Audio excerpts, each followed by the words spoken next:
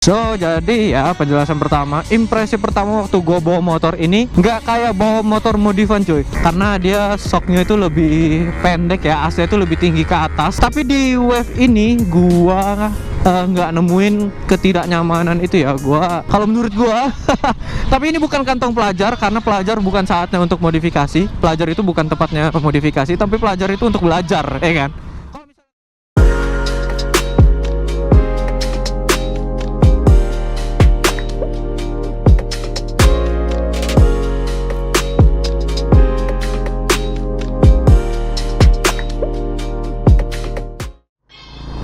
Yo, what's up everybody, selamat sore semua ya. Balik lagi di channel Reza Kusuma Putra. Yo guys, apa kabar kalian semuanya? Seperti yang kalian bisa lihat di video kali ini, gua lagi test ride Honda Supra X125 helm ini yang video reviewnya udah kalian lihat kemarin.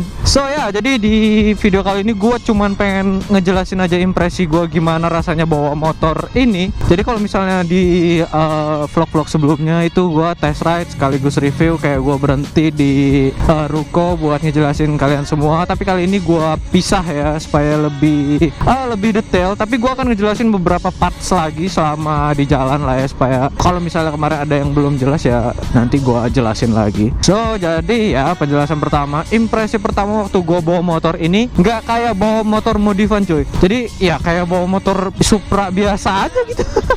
Asli memang karena konsep motor ini memang sudah disesuaikan karena untuk dipakai harian, daily use. Jadi kenyamanannya tuh ya hampir persis sama dengan motor standar gitu loh. Kalau bawanya itu nggak ada spesialnya lah, nggak ada istimewanya gitu. Kalau misalnya lo impresi bawa motor ini gitu loh, kayak yang biasa aja gitu, udah biasa aja, nggak kenceng, nggak ngebut, shocknya nggak terlalu keras, nggak terlalu empuk gitu loh. Jadi penilaian pertama gue ya kayak yang biasa aja gitu, nggak bagus dan nggak jelek. Tapi kalau misalnya dilihat dari sisi dimana dia dimodifikasi secara secara simple gitu loh. Kalau misalnya kalian bisa lihat kemarin ya di video reviewnya, itu kayak motornya ini simple banget gitu loh.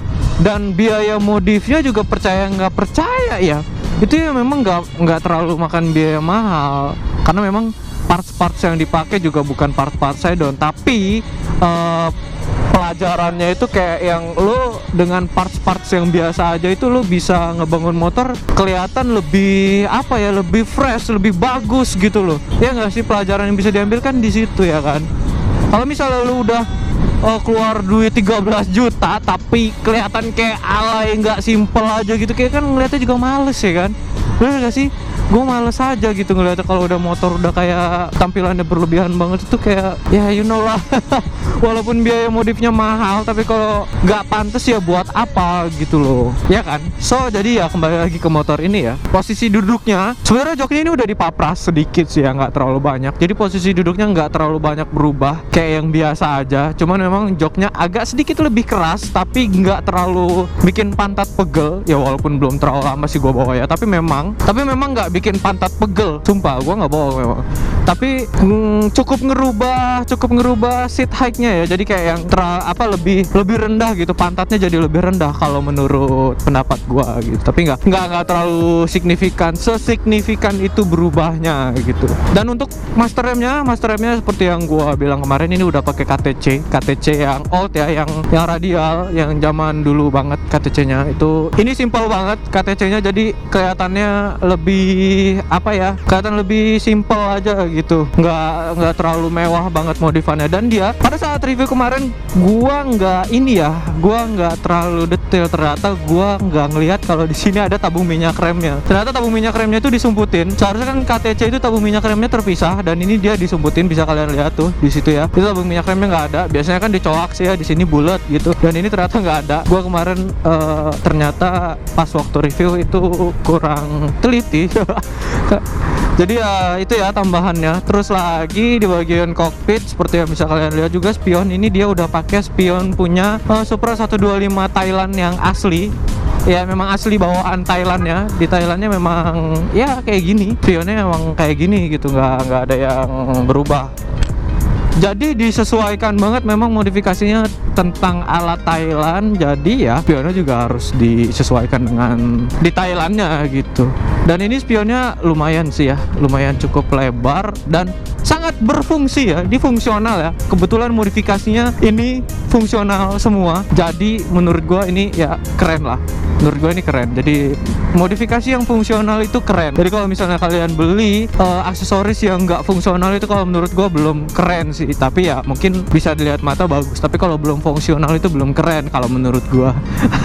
Terus lagi apa ya, untuk sok depan ya seperti yang kalian tahu di review kemarin, sok depannya ini pakai RTST Copy Ori. Yang kebanyakan orang itu tahu kalau RTST Copy Ori itu nggak nyaman untuk dipakai harian, ya kan? Karena dia shocknya itu lebih pendek ya, AC itu lebih tinggi ke atas. Tapi di Wave ini gua nggak nemuin ketidaknyamanan itu ya. Gua nilainya cukup nyaman untuk shock ini di motor ini, shock itu di motor ini ya. Shock RT Copy Ori di motor ini menurut gua ya cukup nyaman, standar lah, basic banget, biasa banget. Dan untuk shock belakang karena dia pakai Ride It ya, Ride It Copy Ori, Ride It Copy ya, Ride It Copy YSS ya. Karena ini modelnya mirip dengan YSS dan kebetulan stikernya yang dipakai di situ yang dipasang adalah stiker YSS ya, seperti yang bisa kalian lihat di review kemarin.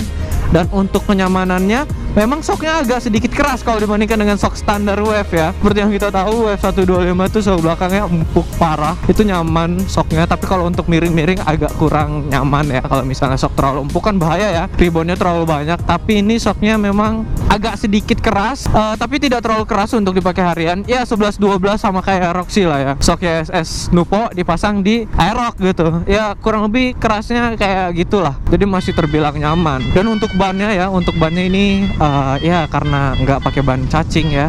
Ya nggak mesti ya, motor Thailand itu nggak mesti selalu pakai ban cacing gitu loh. Ya kenapa sih laju ada motor ban kecil itu kalian bilang itu motor Thailand? Ya nggak mesti kayak gitu. Toh ban kecil itu udah ada sebelum culture modifikasi Thailand itu udah masuk di Indonesia gitu. Ban kecil itu udah ada gitu loh. Jadi jangan selalu mendramatisirkan kalau ban kecil itu adalah modifikasi Thailand gitu. Karena kebanyakan orang kayak gitu sih ya. So ya, jadi ini seperti biasa lah ya.